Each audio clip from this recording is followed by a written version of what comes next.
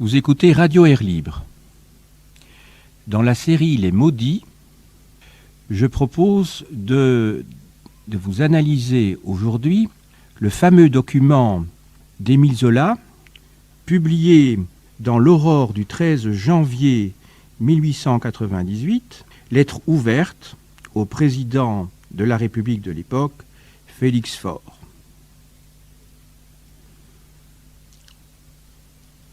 J'accuse. Je le répète avec une certitude plus véhémente. La vérité est en marche, et rien ne l'arrêtera. C'est aujourd'hui seulement que l'affaire commence, puisqu'aujourd'hui seulement les positions sont nettes. D'une part, les coupables qui ne veulent pas que la lumière se fasse. De l'autre, les justiciers qui donneront leur vie pour qu'elle soit faite. Quand on enferme la vérité sous terre, elle s'y amasse. Il y prend une force telle d'explosion que le jour où elle éclate, elle fait tout sauter avec elle. On verra bien si l'on ne vient pas de préparer pour plus tard le plus retentissant des désastres.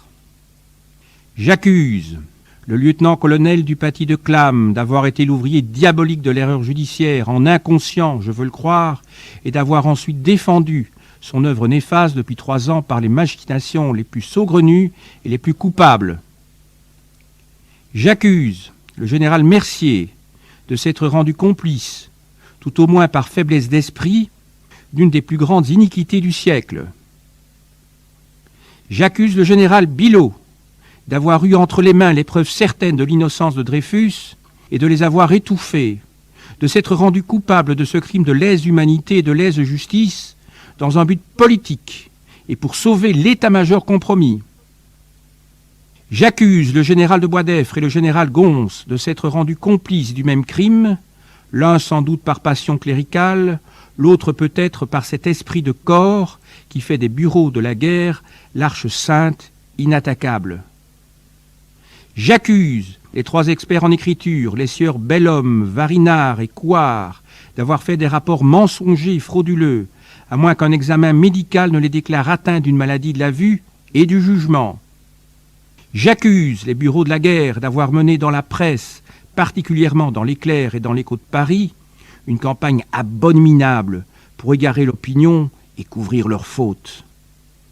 J'accuse enfin le premier conseil de guerre d'avoir violé le droit en condamnant un accusé sur une pièce restée secrète, et j'accuse le second conseil de guerre d'avoir couvert cette illégalité par ordre en commettant à son tour le crime juridique et d'acquitter sciemment un coupable.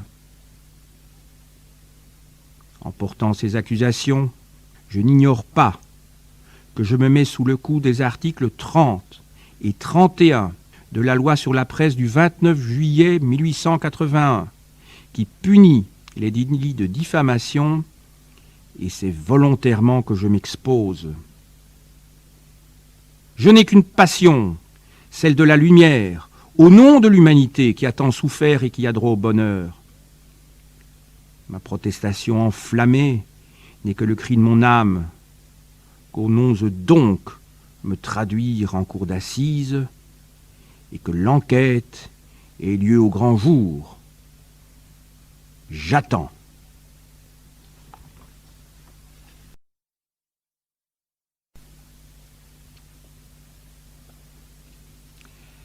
La lettre ouverte d'Émile Zola constitue l'un des temps forts de l'affaire Dreyfus, qu'elle réactive de manière spectaculaire et décisive.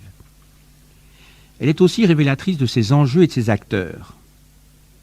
Écrivain célèbre, gagné à la cause du capitaine, Zola prend délibérément le risque de provoquer les autorités par voie de presse.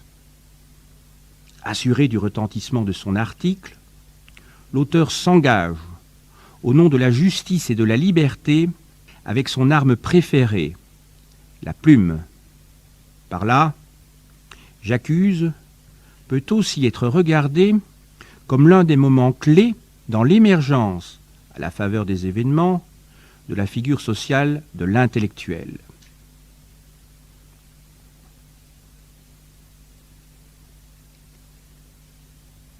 Le document comprend l'essentiel de la dernière partie d'une lettre ouverte d'Émile Zola au président de la République, Félix Faure, en principe le plus haut personnage de l'État.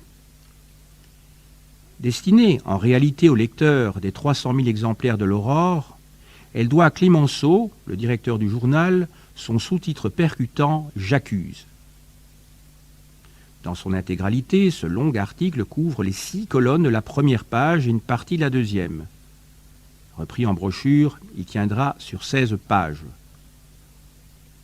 Il n'en fallait pas moins pour exposer, noir sur blanc, et pour la première fois, l'ensemble des faits connus, lier les événements et, simultanément, en éclairer la cohésion.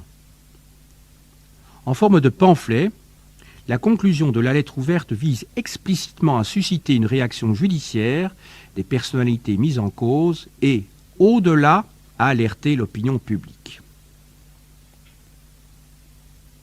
En 1898, Émile Zola a 58 ans. Au sommet de sa carrière littéraire, il a achevé 5 ans plus tôt le dernier roman de l'impressionnant cycle des Rougon-Macquart, entamé en 1870. L'ancien président de la Société des gens de lettres, de 1891 à 1896, est un écrivain comblé, connu aux 4 coins du vieux continent. Lourdes, publié en 1896, s'est vendu à 143 000 exemplaires. Rome, 1897, approche les 100 000. Le 3e volume de la trilogie Paris doit prochainement paraître. Récemment convaincu de l'innocence de l'ex-capitaine par le noyau dreyfusard initial, Bernard Lazare, Louis Leblois, Scheurer-Kestner, il prend position en faveur du déporté de l'île du Diable dans le Figaro du 25 novembre 1897. 2 autres articles paraissent les 1er et 5 décembre, avant que la direction du quotidien, sensible aux protestations de ses lecteurs, mette un terme à cette collaboration sulfureuse. Zola poursuit alors ses interventions par voie de brochure. 2 sont publiés. La lettre à la jeunesse de France et la lettre à la France à la fin de l'année. Si Zola préparait J'accuse depuis quelque temps, sa publication le 13 janvier 1898 est une réponse à l'acquittement 2 jours plus tôt du commandant Esterhazy, que le chef du service de renseignement, le colonel Picard, estime être l'auteur du bordereau à l'origine de la condamnation de Dreyfus. Achevé à la hâte, l'article paraît sans que son auteur ait consulté qui que ce soit en dehors des responsables du journal. Le 14, la protestation publique des intellectuels en faveur de la révision du procès traduira à son tour l'émotion des Dreyfusards. Depuis 1894, nombre de faits nouveaux sont portés à la connaissance du petit groupe d'hommes, Mathieu Dreyfus, Bernard Lazare, en lutte pour la révision du procès. Dynamiques et influents, les premiers Dreyfusards peinent cependant à ouvrir une brèche dans les solides défenses dressées par l'état-major. Celui-ci fait bloc autour de la thèse officielle et, au besoin, écarte les militaires saisis par le doute. Le colonel Picard est ainsi muté dans l'Est, puis en Tunisie. À plusieurs reprises, la presse s'est emparée des informations, vraies ou fausses, livrées par les protagonistes. Jusqu'en octobre 1897, ces révélations accablent le plus souvent Dreyfus à la satisfaction des antisémites et des nationalistes. Félix Faure, le très modéré président de la République, n'est plus tout à fait sûr, dit-on, de la culpabilité de Dreyfus, mais se garde d'agir en conséquence. Quant au gouvernement que dirige Méline, appuyé sur une majorité progressiste de centre droit, il couvre les chefs de l'armée. Il n'y a pas d'affaire Dreyfus, répète le président du Conseil le 4 décembre 1897.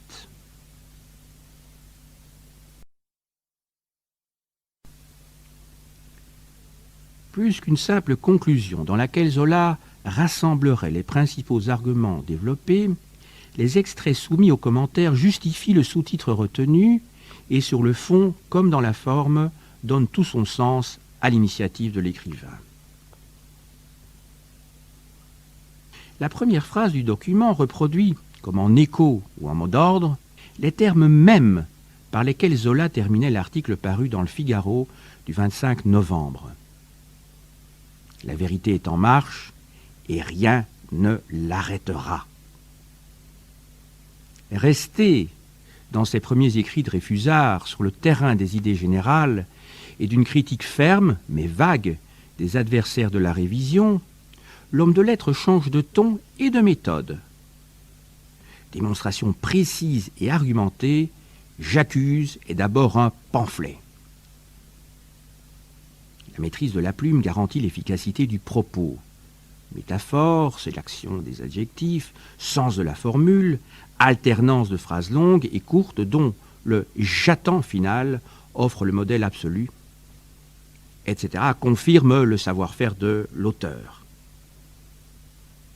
À vrai dire, Zola ne manque pas d'expérience en la matière.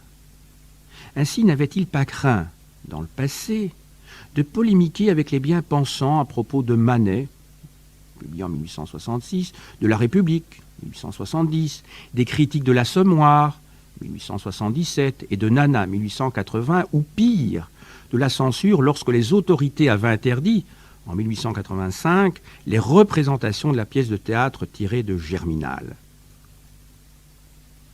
Encadré par deux rappels aux principes, le cœur du texte se compose d'une succession de mises en cause nominales que scande la répétition des « j'accuse ». Concis, loin des facilités et des grossièretés injurieuses fréquentes dans la presse de l'époque, le réquisitoire ne s'embarrasse pas d'euphémismes. Sévère, cruel, solennel, les mots font mouche et frappent à la tête. Plutôt que de revenir sur Esterhazy, dont la culpabilité paraît un fait acquis, Zola cible son tir sur les hommes dont les machinations ont transformé l'erreur judiciaire en crime. En bonne logique, il dénonce le lieutenant-colonel du paty de Clam, dont l'instruction partiale a enclenché l'erreur judiciaire et qui, par ses manœuvres, aggravera les malheurs de Dreyfus. Mais Zola vise plus haut. Avec une audace remarquable, si l'on ne perd pas de vue le prestige dont jouit alors l'armée, il attaque les principaux responsables militaires, chefs d'état-major, les généraux de Boisdeffre et Gons, ou ministres de la guerre, les généraux Mercier et Biot. Il ne s'agit pas pour autant d'excuser les comparses, grâce auxquels l'iniquité fut perpétrée et persiste. Général de Pellieux, commandant Ravary, expert civil, conseil de guerre. Chemin faisant, Zola dénoue le fil des complicités aux ramifications multiples et inquiétantes. Ainsi, soupçonne-t-il les bureaux de la guerre de vouloir manipuler l'opinion par journaux interposés. Les clercs et l'écho de Paris sont cités, mais non le Matin, ou, plus encore, la Libre Parole, qui dès 1894 avait mis en cause Dreyfus, et que son antisémitisme place en première ligne du combat anti-révisionniste. L'écrivain, notons-le, n'est pas en mesure d'étayer son réquisitoire de preuves irréfutables. La logique rigoureuse du propos peut emporter l'adhésion, mais ne saurait suffire devant un tribunal. Or, c'est sur ce terrain que Zola souhaite entraîner ses adversaires. Conscient de ce que l'issue de la bataille juridique dépend de l'ébranlement de l'opinion publique, Zola ne doute pas de l'importance primordiale de la presse dont il se sert comme d'une tribune depuis l'automne. La nouveauté de l'article du 13 janvier réside dans son caractère offensif. La forme, dès lors, éclaire la tactique. Zola ne se contente pas d'interpeller ses lecteurs, il provoque les anti-Dreyfusards, plus particulièrement ceux qui, s'abritant derrière l'autorité de la chose jugée, empêchent la réouverture des dossiers.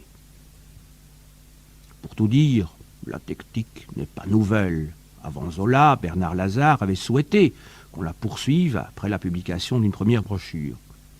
En vain, le jeune journaliste souffrait d'un manque de renommée. Afin de forcer le verrouillage officiel, l'écrivain met sa notoriété en jeu et opère de telle sorte que les personnalités attaquées soient dans l'obligation d'invoquer les articles 30 et 31 de la loi de juillet 1881 sur la liberté de la presse et de lui intenter un procès en diffamation à l'occasion duquel chacun devra s'expliquer.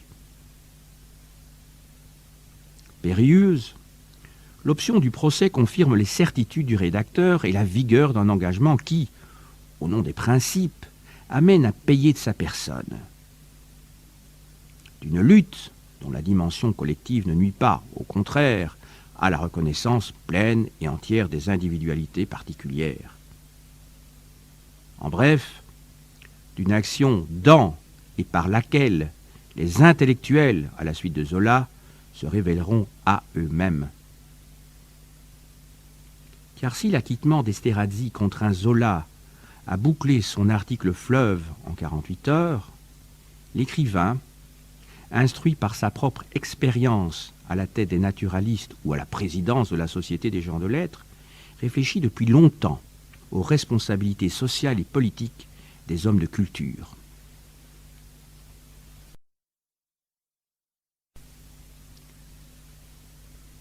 Écrit en janvier 1898, l'article traduit l'état des informations patiemment recueillies par les révisionnistes. Ainsi, n'est-il pas question du faux Henri, pièce essentielle dont la divulgation ultérieure se retournera contre l'état-major.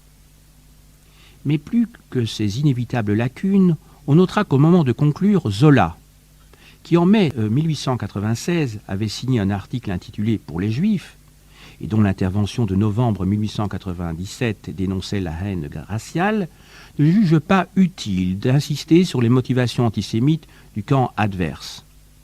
Seule une allusion à la passion cléricale du général de Pellieux y renvoie peut-être de façon détournée. Pour le reste, l'auteur, soucieux d'argumenter au plus près des détails, se bat aussi sur le terrain des valeurs élémentaires et fondamentales. La vérité, la justice, le bonheur, l'humanité. Ces références rappelées, Zola démontre les mécanismes d'un enchaînement criminel, dont les ressorts sont à rechercher dans l'esprit de corps et de caste, d'une hiérarchie militaire érigée en puissance autonome au cœur de la République. Sans s'écarter de la ligne adoptée, l'écrivain met le doigt sur le danger, plus directement politique, qui menace le régime et prépare d'autres ralliements à la cause dreyfusarde. Ce faisant, Zola évite la polémique partisane et n'incrimine pas les responsables politiques complaisants au compromis, à l'exception des ministres de la guerre.